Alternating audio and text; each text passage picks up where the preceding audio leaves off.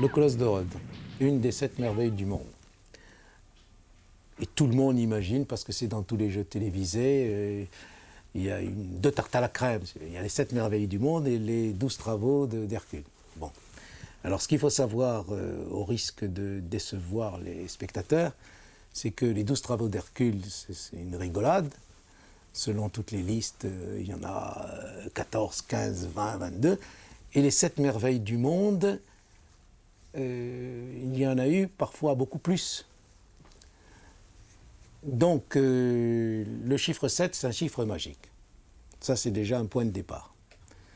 Il y en a 7. Mais on n'est pas d'accord sur les 7 déjà. Alors en gros, maintenant, ce qu'on appelle les 7 merveilles du monde, c'est le colosse de Rhodes arrive en 6e position, si vous voulez, dans l'ordre chronologique. Bon. Alors il y a la pyramide de Khéops, les jardins suspendus de Babylone, bon, on ne va pas tous les énumérer. La 7e merveille du monde étant le phare d'Alexandrie. Rhodes, c'est une espèce de port franc qui est une plaque commerciale dans l'Antiquité. Ça, c'est très important entre la Grèce d'Occident et la Grèce d'Orient, si vous voulez. Hein. La Grèce d'Occident et la Grèce d'Asie. Bon. Peu importe. Et ce qu'il y a d'intéressant, parce que quand même, on ne peut pas parler d'histoire de Rhodes sans parler du film. Ce qu'il y a d'intéressant, c'est que dans le film, on va avoir un résumé de 5 siècles d'histoire, en même temps, dans le même film, alors qu'il y a énormément de périodes. Bon. Ce qu'il faut savoir, c'est que la Grèce, donc, pendant, à partir, en gros, du 5e siècle, si vous voulez, à partir du 5e, du 6e siècle avant, la Méditerranée, il y a en Méditerranée 4 puissances, les unes montantes, les unes descendantes, qui vont se faire la guerre. Alors, on a les Étrusques, les Grecs, les Phéniciens, et vont apparaître les Romains, et relativement tard. Bon. Donc, les Grecs sont en rivalité avec les Étrusques très souvent, et notamment à propos de la Sicile, de la Corse et de la Sardaigne, et ils sont en rivalité avec les Phéniciens. Et on va voir que dans le colosse de Rhodes, les Phéniciens jouent des rôles de méchants. Mais c'est passé depuis longtemps, ça. Ça, c'est des choses qui relèvent du 5e siècle, 4e siècle, c'est terminé tout ça. Bon. À l'époque qui nous intéresse, c'est-à-dire l'époque du colosse de Rhodes, donc en 304, hein, à la fin du 4e siècle, bon, à l'époque qui nous intéresse. La Méditerranée, il y a Rome, qui petit à petit va prendre une importance considérable, et il y a tous les successeurs d'Alexandre. Donc en gros en Méditerranée, on a 2 empires. On a d'un côté l'empire des Ptolémées, parce que le principal général d'Alexandre s'appelait Ptolémée Lagos, qui va conquérir l'Égypte. La dernière descendante des Ptolémées, c'est Cléopâtre. Et d'un autre côté, on a un autre général qui s'appelle Séleucus d'Alexandre, qui va fonder une dynastie qui est la dynastie des Séleucides. Et cette dynastie, elle va occuper en gros l'équivalent de la Syrie actuelle. Sa capitale sera Antioche. Donc on a d'un côté l'Égypte, des Lagides, et de l'autre côté la Syrie des Séleucides. Et au milieu, il y a la Palestine. Ça, c'est la Méditerranée orientale. Et là-dedans, les 2 royaumes, donc les 2 généraux d'Alexandre, petit à petit, vont se livrer une guerre sans merci pour récupérer l'avantage sur telle ou telle partie de la Méditerranée. Et Rhodes, à l'époque où se passe l'histoire du colosse de Rhodes, est plutôt du côté de l'Égypte. Donc, la dynastie séleucide va essayer de prendre Rhodes, et il va y avoir un général qui s'appelle Démétrius, et qu'on appelle Démétrius le preneur de ville, parce que c'est un des généraux qui ont le plus inventé des machines de guerre pour prendre la ville. Donc en 305, il va faire le siège de Rhodes. Le siège va durer quelques mois, et Rhodes est une position absolument imprenable, mais Démétrius a une idée assez extraordinaire, il construit une machine extraordinaire, une tour de guerre, immense qui fait à peu près la hauteur de 13 étages. Donc c'est immense. Et dans cette tour de guerre, avec des plaques en bronze pour la protéger, à l'intérieur, il met des archers. La balistique est très, très importante à l'époque. Hein. On est parfaitement capable d'envoyer des tonnes de pierres avec des catapultes. Enfin, tout ça est relativement moderne, entre guillemets. Et donc, les Rhodiens voient arriver cette machine qui va normalement, qui domine les remparts de très haut. Or, il y a un savant qui s'appelle Diognète, qui est un peu l'équivalent d'Archimède et du siège de Syracuse. C'est-à-dire, c'est un savant qui est là et qui, en principe, est capable de repousser le siège. Donc, quand les Rhodiens voient arriver cette machine, ils sont affolés. Et ils vont essayer de l'immobiliser. Et Diognète a une idée, donc. Il envoie un commando de nuit. La machine est encore un petit peu loin parce que les troupes de Démétrius, qui sont donc des troupes grecques, hellénistiques, les troupes de Démétrius viennent du port. Donc c'est une machine qui est très lourde, il faut la traîner. Et donc de nuit, cette espèce de commando rhodien détrempe complètement le terrain autour inonde le terrain autour de la citadelle. Ce qui fait que quand la machine arrive, elle s'enlise. Et on ne peut plus la bouger. Et donc les Rhodiens font une sortie, les troupes de Démétrius battent en retraite, et ils sont tellement épuisés par le siège qu'ils s'en vont. Et ils laissent la machine de guerre, donc avec ses plaques de bronze, ils la laissent là. Un peu comme le cheval de Troie, sauf que là, ce n'était pas une ruse. Et à ce moment-là, les Rhodiens récupèrent cette machine de guerre, et c'est avec les plaques de bronze récupérées qu'ils construisent le colosse. Alors, vous voyez le contresens fait par Léon. Le colosse est fait en commémoration d'une victoire sur, pas des Phéniciens, mais enfin des Grecs qui sont en gros les descendants on peut considérer que c'est des Orientaux maintenant. Mais... Alors que dans le film, la machine est construite pour pouvoir lutter contre des pseudo-Phéniciens qui vont attaquer Rhodes. C'est un contresens total. C'est un monument commémoratif et pas plus qu'un monument, un outil défensif. En fait, Léon a mêlé deux choses, ou a confondu, ou a mêlé deux choses, la fameuse tour de guerre de Démétrius et le colosse qui commémore la victoire. Alors donc, on monte ce colosse entre 304 et 292, donc il faut 8 ans pour le monter, mais il ne va pas durer longtemps parce qu'en 227, il y a un tremblement de terre et non pas une éruption volcanique qui détruit le colosse. Mais des centaines d'années après, des voyageurs qui passent nous disent qu'on voit encore les pieds du colosse, par terre, sur le sol. Premier problème. Deuxième problème, quelle était la hauteur du colosse?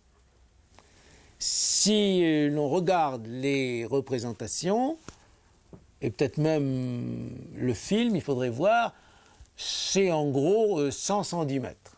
C'est pas possible techniquement. C'est pas possible. D'autant plus que sur la plupart des représentations complètement fantasmatiques, comme dans le film, on imagine que le colosse a les deux jambes écartées et qu'en gros, il barre l'entrée du port de Rhodes, puisque chaque pied est sur une jetée. On ne peut pas, techniquement, dans l'Antiquité, je ne sais même pas si on peut le faire de nos jours, bâtir un colosse qui ferait 110 mètres, dont les pieds seraient écartés.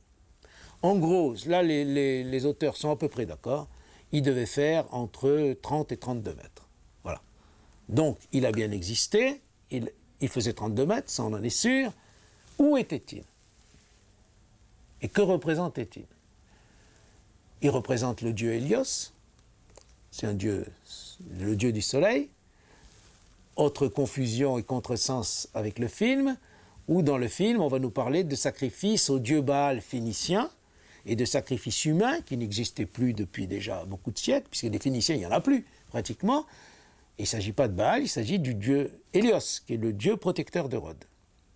Voilà pourquoi la statue a un fanal au-dessus qui représente le soleil. Si vous voulez. Bon.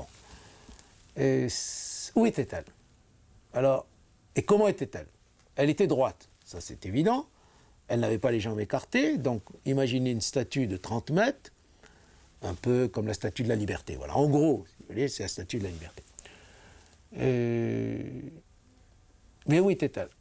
Alors, ou bien elle était sur le port, mais il y a ce qui est vraisemblable, mais il y a une autre hypothèse qui était qu'elle serait dans un temple consacré à Hélios. Donc peut-être qu'elle n'était même pas sur le port.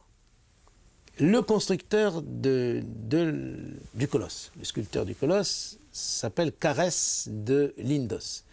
C'est un élève du grand sculpteur Lysippe. Dans le film de Léon, vous avez un croisement, une contamination de deux personnages. On a le personnage de Diognète, dont j'ai parlé, cette espèce d'inventeur savant qui a empêché la tour de Démétrius de prendre Rhodes. Et on a le personnage de Carès de Lindos, et tout ça donne un personnage qui s'appelle Carétès, qui est en même temps le constructeur, qui, dans le film, se suicide, ou est tué, ou se suicide, je crois. Et parce qu'il ne veut pas, alors dans le film, il ne veut pas que son colosse serve à exterminer les gens. Ça, c'est dans le film. Donc, la contamination, donc le personnage de Carétès, c'est Diognète, mais en même temps Carès. Et vous avez un Lysippos dans le film, qui rappelle peut-être le maître de Carès, Lysippe, mais qui n'a rien à voir avec qui n'est pas sculpteur. C'est tout à fait normal d'ailleurs. Dans un péplum, on contamine, ça s'appelle la contamination, des éléments historiques. Il n'est pas utile que le spectateur connaisse toutes les histoires de sculptures et d'inventeurs grecs. Le film, évidemment, mélange énormément d'éléments historiques.